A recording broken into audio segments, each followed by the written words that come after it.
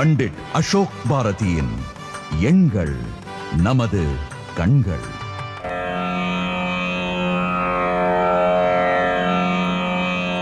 எண்ணென்ப ஏனை எழுத்தென்ப எவ்விரண்டும் கண்ணென்ப வாழும் உயிர்க்கு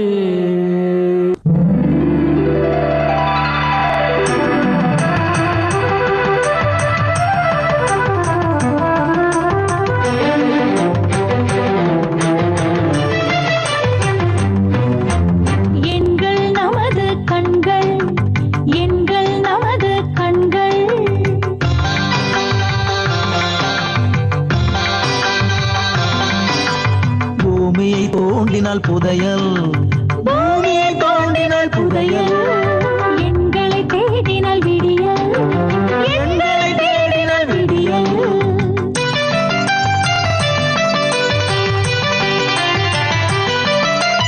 உலகை ரசித்திடும் உங்களின் கண்கள், எங்கள் நமது கண்கள், உயிரின் இருப்பிடம் உண்பது எங்கள், எங்கள் நமது கண்கள்.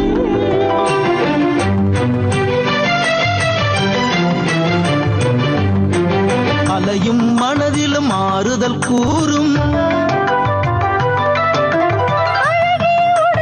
நோய்களும் தீரும், உழைத்தால் உயர்வோம் உண்மை உண்மை, இன்னும் நன்மை. பண்டிட் அசோக் பாரதியின் எண்கள் நமது கண்கள். அரைக்க அரைக்க தான் சந்தனத்தோட மனம்னு சொல்லுவாங்க. எவ்வளவு ஆழமாக தேடி தேடி போனாதான் முத்து நமக்கு வந்து அழகாக காதில் கழுத்தில் எல்லாம் மாட்டினா பளபளப்பாக இருக்கும், நம்மளை விட பளபளப்பாக இருக்கும். அந்த மாதிரி 45 வருஷமாக இந்த ஃபீல்டில் இருந்து தனக்குன்னு ஒரு முத்திரையை பதிச்சு உலக அளவில் திரையில் வந்து 25 வருஷமாக ஜொலிச்சிட்டு இருக்கிற ஒரு அழகான முத்து தான் உங்களுக்காக. அதை முத்து முத்துன்னு சொல்லும் போதெல்லாம் கண்ணு கண்ணுன்னு படுதில்ல, அதாங்க கண்கள் நமது எண்கள். இல்லைல்ல, யாரா சொல்லாமே பார்த்தீங்களா? நான் மறந்தா கூட நீங்கள் அந்த அளவுக்கு மனப்பாடமாக இருக்கீங்க. எண்கள் நமது கண்கள். மேக்ஸ் போடுன்னு வீட்டில் சொல்லும்போது புரியாது. ஆனால் அப்படி புரியாதவங்களுக்கெல்லாம் கணக்கு போட்டு அவங்களெல்லாம் உயரத்தில் பறக்க வச்ச நம்மளுடைய மிகப்பெரிய ஜாம்பவான் தான். அது நம்ம ஊருக்காருன்னு சொல்லும்போது இன்னுமே சந்தோஷமாக இருக்குது. திரு மதிப்பிற்குரிய யாருங்க பாருங்க, என்னை விட நீங்கள் உங்கள் வீட்டு பிள்ளை மாதிரி வச்சுருக்கிறீங்க. அவர் எவ்வளவு தூரம் வளர்ந்தாலும் சரி, எவ்வளவு வயசானாலும் சரி, நம்ம வீட்டு பிள்ளை, எங்கள் வீட்டு பிள்ளை திரு மதிப்பிற்குரிய பண்டிட் அசோக் பாரதி அவர்களை அன்போடும் மரியாதையோடும் வருக வருக என்று மேடைக்கு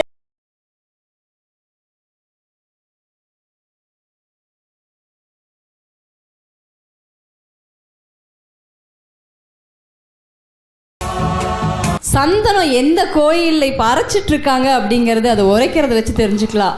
முத்து எடுத்துட்டாங்களா இல்லையான்னு சிற்பியை திறக்கும் போது தெரிஞ்சுக்கலாம். அப்படிதாங்க உங்கள் வாழ்க்கையில் நல்லா இருக்கீங்க, நீங்கள் உயர்ந்துட்டு இருக்கீங்க அப்படின்னாலே அது திருப்பூர் மட்டும் இல்லை, தமிழ்நாடு மட்டும் இல்லை, இந்தியா மட்டும் இல்லைங்க, உலக அளவில் நம்மளுடைய பண்டிட்ஜியை தெரியாதவங்க யாருமே இல்லைன்னு சொல்லலாம். அப்படிப்பட்ட மாமனிதர், ஏன்னா நம்முடைய வாழ்க்கையை மாற்றும் மனிதர் அப்படின்னு அவர் தான் இப்போ நம்ம கூட இருக்காரு. ஐயா வணக்கம். வணக்கம். எனக்கு அதான் எப்படி கேட்கறதுனே தெரில. நான் உங்கள் கூட இருக்கிறது எந்த எண்ணுமே மாற்றலை. நீங்கள் என்னோட எண்ணெல்லாம் மாற்றி கொடுத்தீங்கன்னா இன்னும் பெரிய இடத்துக்கு வருவேன்னு நினைக்கிறேன். அதற்கு உங்களுடைய ஆசீர்வாதம் ரொம்பவே தேவை எனக்கு.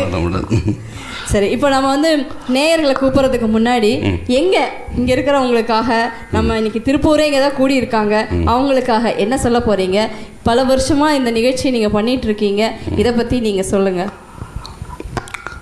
இந்த இனிய காலை பொழுதில் எனது அழைப்பிற்கு இணங்கி வந்த அனைவருக்கும் என் அன்னை சமயபுரத்தாள் சார்பில் வணக்கத்தை தெரிவித்துக் கொள்கிறேன். 2000 ஆண்டில் இந்த நிகழ்ச்சி இதே திருப்பூரில் நடந்தது. கிட்டத்தட்ட 20 ஆண்டு காலம் ஓடி வந்துச்சு. கிட்டத்தட்ட 1000வது எபிசோட் நெருங்கி கொண்டிருக்கிறோம். தொலைக்காட்சி வரலாற்றிலேயே 1000 எபிசோடு வந்து நம்ம தான் பண்ணியிருக்கிறோம், வேறு யாரும் இது வரைக்கும் பண்ணதில்லை.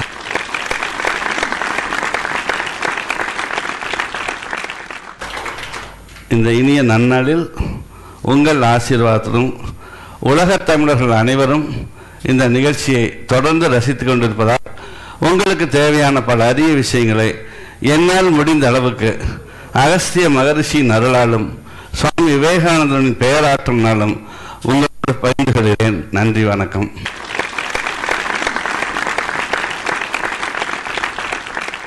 சசிகலானே இப்ப நல்லா இருக்கீங்களா? உடம்பெல்லாம் நல்லா இருக்கா? நல்லபடியா இருக்கீங்கல்ல? ஒன்றும் பிரச்சனை இல்லைல்ல? சரி, ஓகே. நீங்க ஏதோ கேட்கணும்னா அவர்கிட்ட கேட்டுருங்க. 1/4/2008.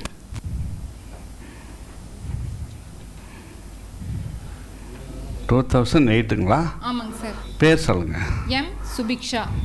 சுபிக்ஷா. SUBHIKSHA. எம் வந்து அப்பா பேருங்களா? ஆமாங்க சார். என்ன பேருங்க?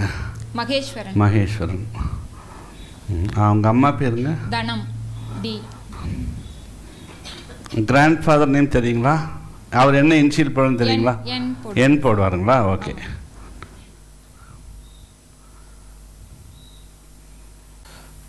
ஏப்ரல் மாதம் 1ஆம் தேதி மிகவும் சிறப்பான சூரியனுடைய ஆதிக்கம் பெற்ற 1ஆம் எண்.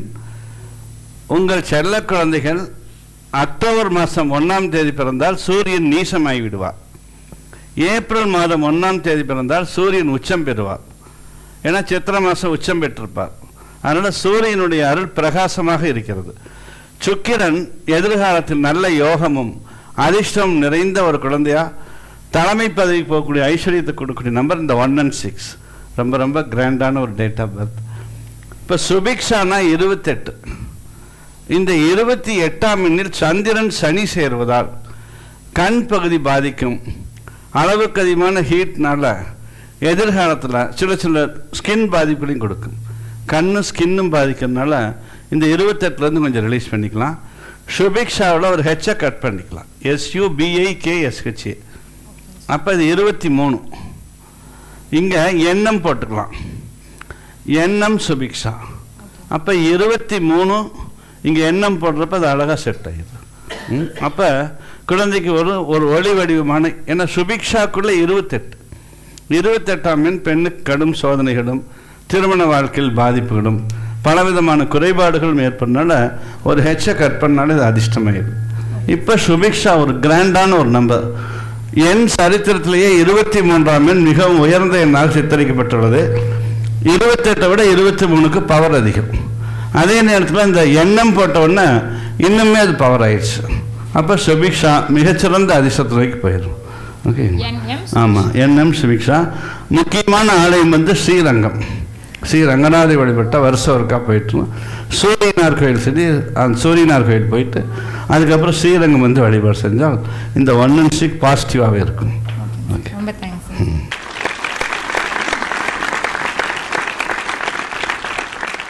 ஒரே சன்னதியில் வந்து 2 பிள்ளையார் இருக்காங்க சார். அந்த மாதிரி வழிபாடு செய்கிறது ரொம்ப பவர் அதிகமாக. விக்னேஸ்வரமூர்த்தி. இப்போ சமயபுரம் போனோம்னா 3 விநாயகர் இருப்பாங்க. ரொம்ப ரொம்ப சக்தி கணபதி. திரிசூலத்தினுடைய சக்தி அவங்க தான். அம்பாளுடைய திரிசூலம் என்னன்னா அந்த 3 விநாயகர் தான். அப்போ இரட்டை பிள்ளையார். வினைகளை கொடுப்பவரும் அவரே, வினைகளை தீர்ப்பவரும் அவரே.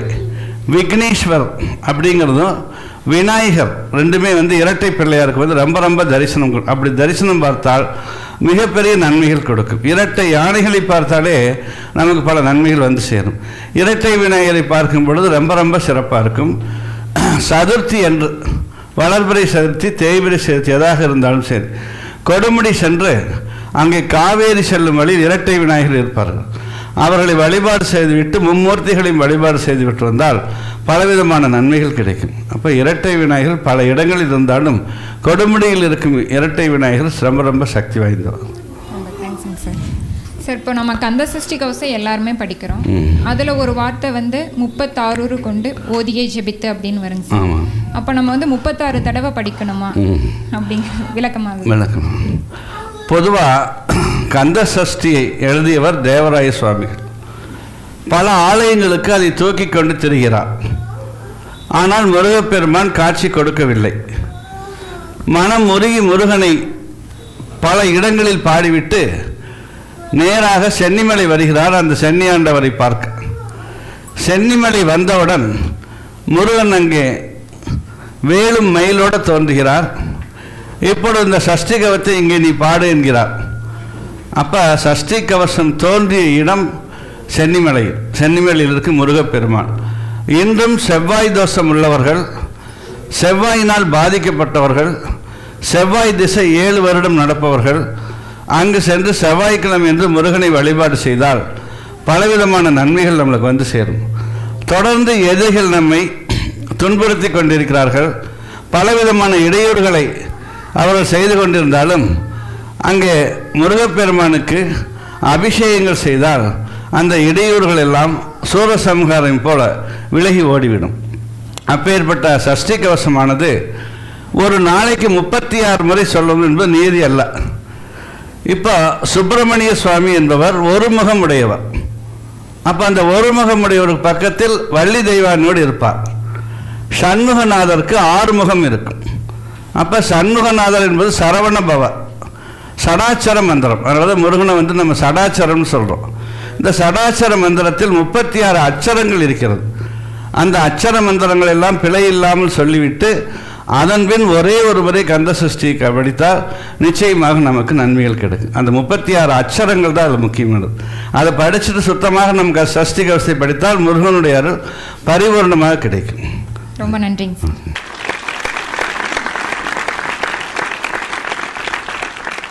சார், முருகனை பற்றி பேசிட்டு இருந்தோம். முருகனுக்கு வந்து அதை வள்ளி தெய்வானன்னு சொன்னீங்க. இவர் 6 முகமாக மாறணும்னு நான் நினச்சேன். அதுவும் டபுளாக ஆகுமோ அப்படின்னு நினச்சேன். அப்படி பேசிகிட்டு இருக்கும்போதே நமக்கு அடுத்ததும் முருகன் தான் வராரு. தங்க வேலையா வாங்க, தங்கமான வேலு. நல்லா இருக்கிறீங்களா? நல்லா இருக்குமா? அப்படியே முருகனே நேரில் வந்த மாதிரி பட்டையோட வந்திருக்கீங்க. வாங்க. எப்பயும் பக்தியோட இருப்போம்.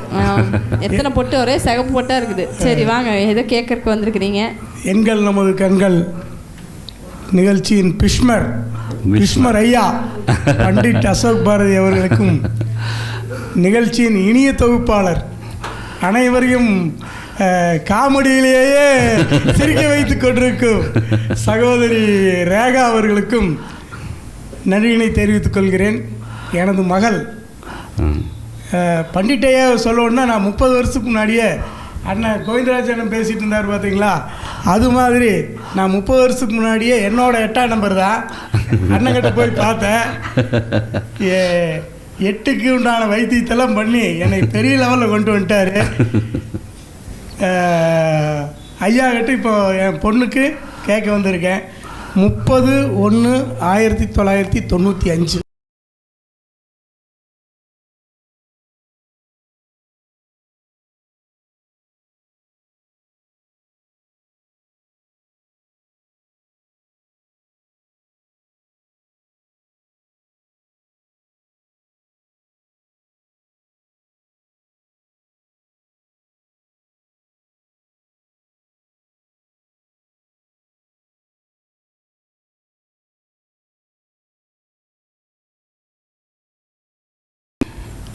முப்பதாம் எண் வந்து குருவின் அலைகள் நிறைந்தது. எப்பயுமே திருச்செந்தூர் முருகனுடைய அருள் பெற்ற 30ஆம் எண். நிறைய சாதனையாளர்கள் உருவாக்கக்கூடிய நம்பர் 30. கூட்டி எண் பார்த்திங்கன்னா 1ஆம் எண் ரொம்ப ரொம்ப சிறப்பானது. இந்த டி கிருத்திகா 28, இது கொஞ்சம் போர்க்களமான எண். அதனால் நம்ம என்ன பண்ணியிருக்கோம்னா டி கிருத்திகா அந்த ஹெச்சை கட் பண்ணிவிட்டு KIRTHIGA 23க்கு போயிட்டோம். 23 3ம் சேர்ந்தால் பலவிதமான அதிர்ஷ்டங்களை அது கொடுக்கும். முதல்ல வந்த பேர் 1ஆம் நம்பராக இருந்தாலும் கூட 1 சிறந்த துறைகளில் தேர்ந்தெடுக்கக்கூடிய நம்பர் அது.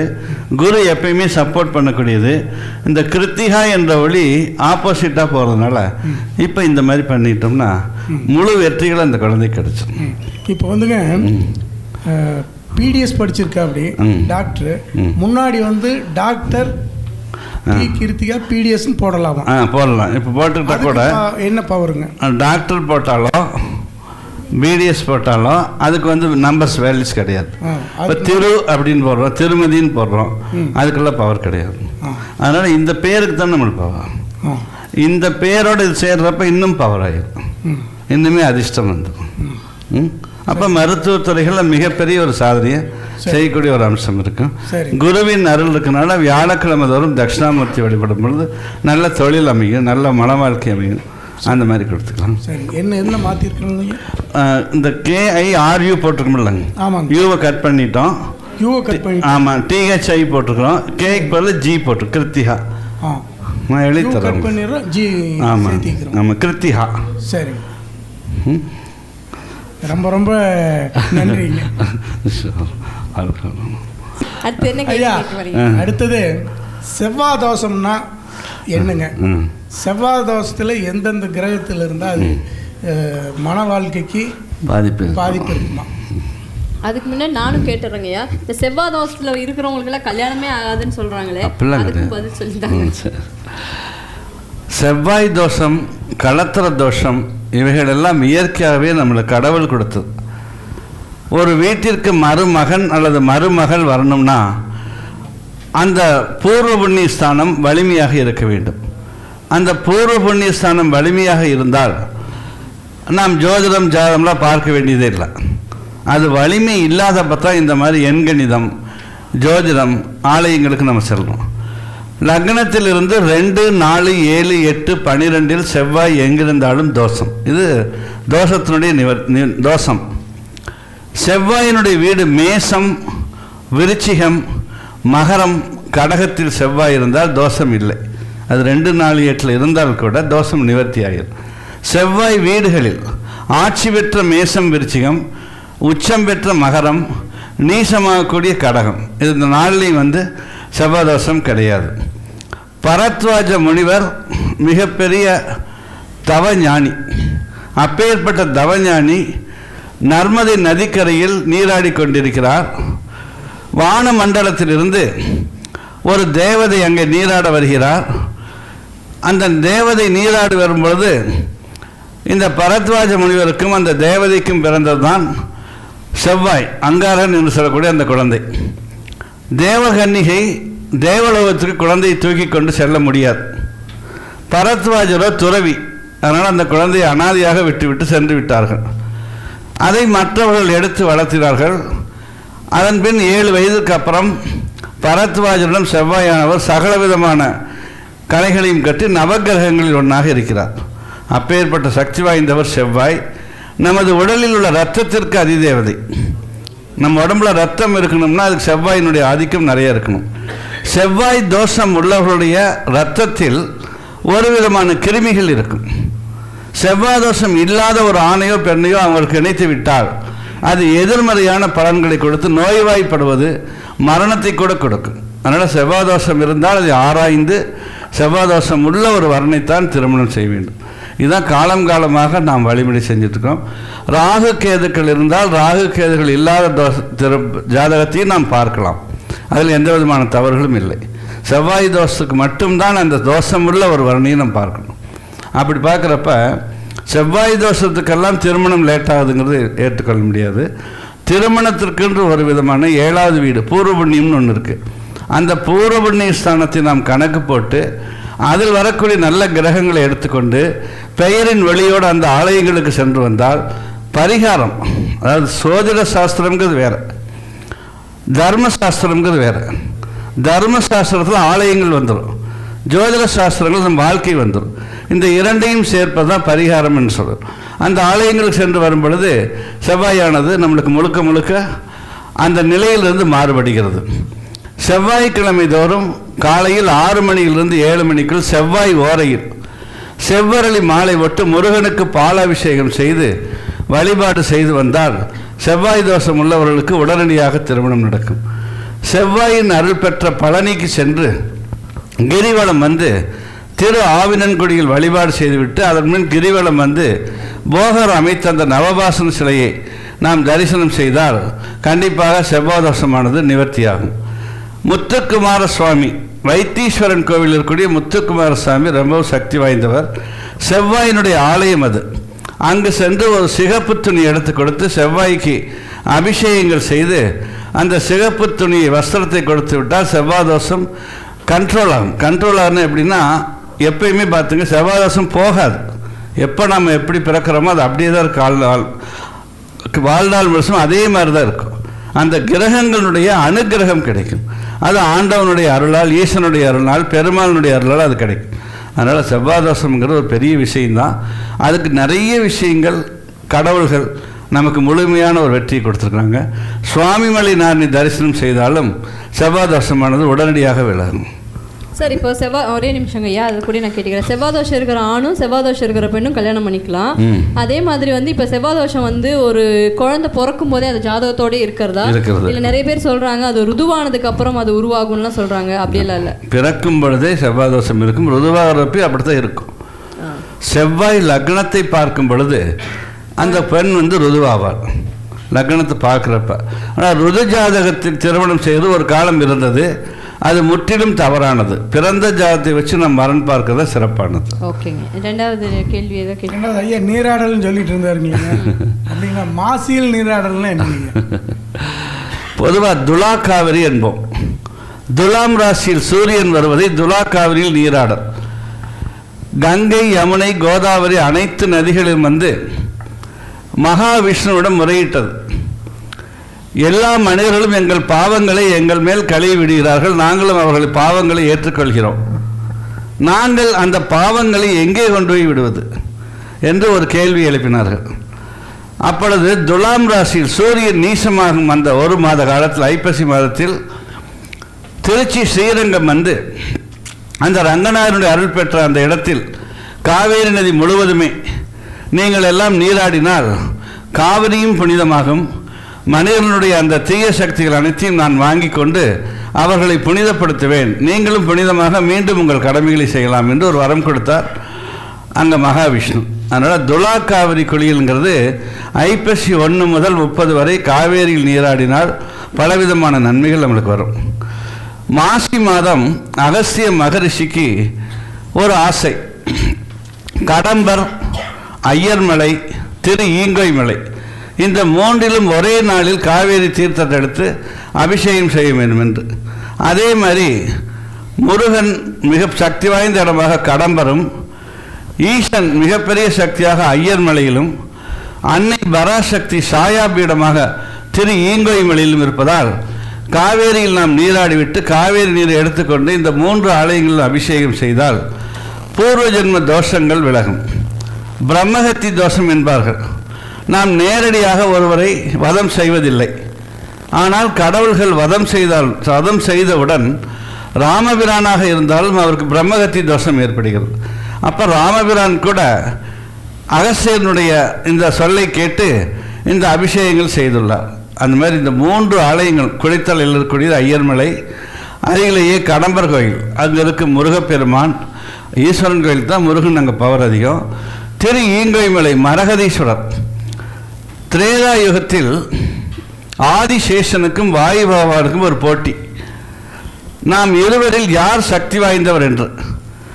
உடனே ஆதிசேஷன் மேருமலையை இருக்க சுற்றி கொண்டு விட்டார். அங்கே வாயு பகவான் வேகமாக காற்றை வீசுகிறார். அப்பொழுது அந்த மேருமலையில் இருக்கிற நவரத்தினங்கள் சிதறி விழுகிறது. அதில் மரகதம் விழுந்த இடம் திரு ஈங்கொய் மலை.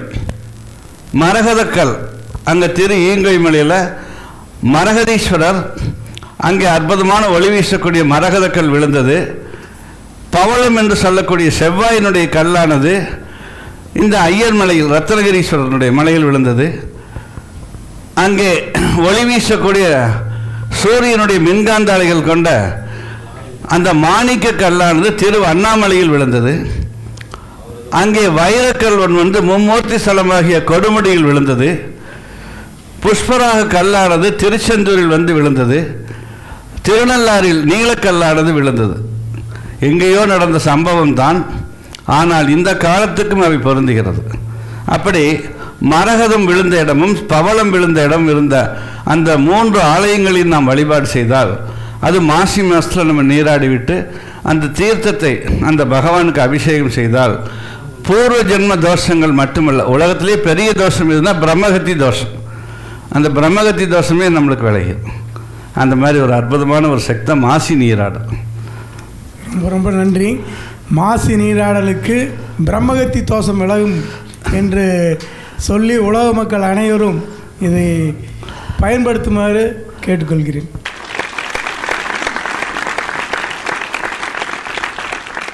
பண்டிட் அசோக் பாரதி சாரோடைய எண்கள் நமது கண்கள் நிகழ்ச்சி இதுவரைக்கும் உங்களுக்கு பயனுள்ள தகவல்களை தந்திருக்கும் நம்புறோம். அதே மாதிரி அடுத்த வாரமும் இன்னும் பல தகவல்களோடு உங்களை சந்திக்கிறேன். அது வரைக்கும் உங்ககிட்ட இருந்து விடைபெறுவது உங்க வீட்டு பிள்ளை ரேகா.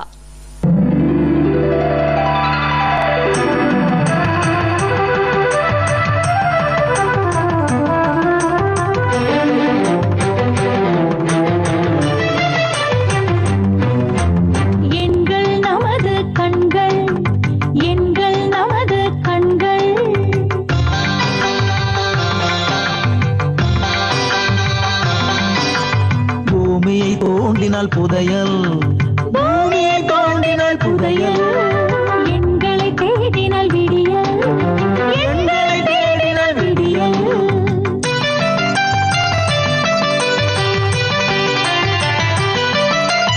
உலகை ரசித்திடும் உங்களின் கண்கள், எங்கள் நமது கண்கள், உயிரின் இருப்பிடம் உண்பது எங்கள், எங்கள் நமது கண்கள்.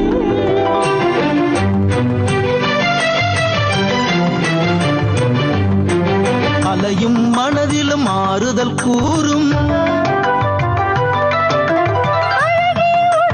நோய்களும் தீரும், உழைத்தால் உயர்வோம் உண்மை உண்மை, இன்னும் நன்மை. பண்டிட் அசோக் பாரதியின் எங்கள் நமது கண்கள்.